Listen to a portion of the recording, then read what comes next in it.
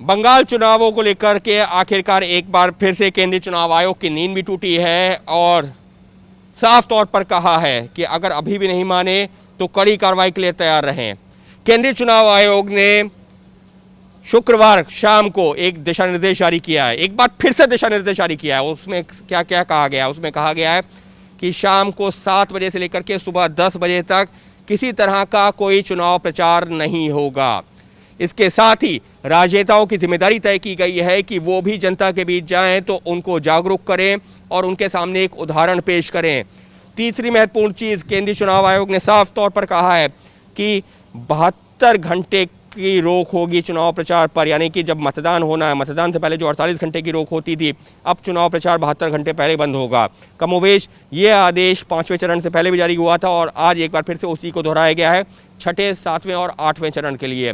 इसके साथ ही केंद्रीय चुनाव आयोग ने यह भी साफ कर दिया है कि ये स्थानीय प्रशासन और पुलिस की जिम्मेदारी होगी कि अगर इन नियमों का पालन नहीं हो रहा है तो फिर सभाओं को, रैलियों को रद्द किया जा सकता है। यानी कि इन दिशा निर्देशों का पालन करवाना जिम्मेदारी होगी स्थानीय चुनाव अधिकारियों की, प्रशासन की और पुलिस की। इसके साथ ही में केंद्रीय चुनाव आयोग ने राजनीतिक दलों को भी निर्देश दिया है कि उनकी सभा में जितने भी लोग आ रहे हैं उनको मास्क और सैनिटाइज़र ज़रूर दें, उसके बाद ही वो सभा स्थल पर पहुँचें। तो इस तरीके के कई दिशा निर्देश दिए हैं और साफ तौर पर जिम्मेदारी जो है इसको जो है लागू करने की जिम्मेदारी दी गई है स्थानीय प्रशासन, पुलिस और चुनाव अधिकारियों को।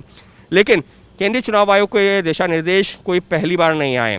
इससे पहले 9 अप्रैल को भी दिशा निर्देश आए थे, उसमें भी इस तरीके की बातों का जिक्र किया गया था, लेकिन हुआ क्या? कुछ नहीं। एक बार फिर से केंद्रीय चुनाव आयोग ने दिशा निर्देश जारी किए हैं। ये महत्वपूर्ण क्यों है? ये महत्वपूर्ण इस वजह से है क्योंकि बंगाल में लगातार कोरोना के मामले बढ़ते जा रहे हैं। रोज़ाना सभाएं होती हैं, रैलियां होती हैं, उनमें होता क्या है, उसमें लोग जुटते हैं बिना किसी सावधानी के, बिना किसी तरीके की सुरक्षा, यानी कि ना मास्क होगा, ना सैनिटाइज़र होगा और ना ही उनके पास में मौजूद होगा सोशल डिस्टेंसिंग का कोई तरीका। और इस तरीके से लगातार रैलियां हो रही हैं। उसका असर क्या हो रहा है? उसका असर ये हो रहा है कि कोरोना के मामले बढ़ रहे हैं। कोरोना के मामले राज्य में लगातार बढ़ते जा रहे हैं, लोगों की हालत गंभीर हो रही है, लेकिन ना तो जो रैलियां रुक रही हैं, ना ही जो चुनावी सभाएं रुक रही हैं।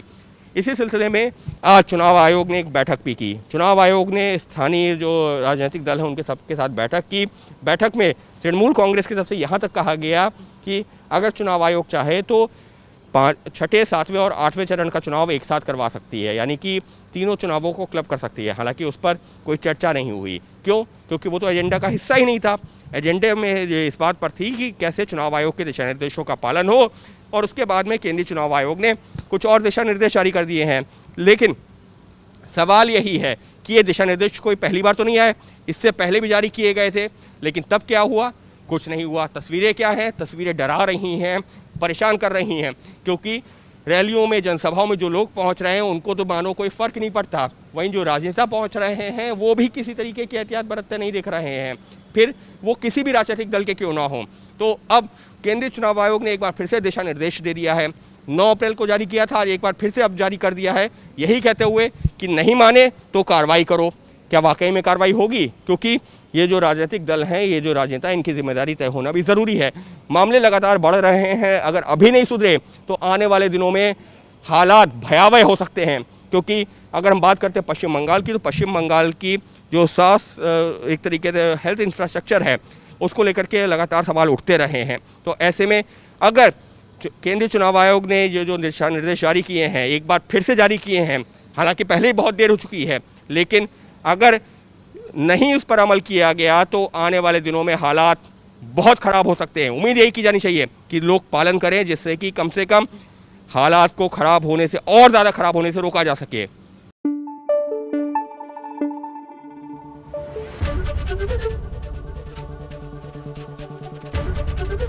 एबीपी न्यूज़ आपको रखे आगे।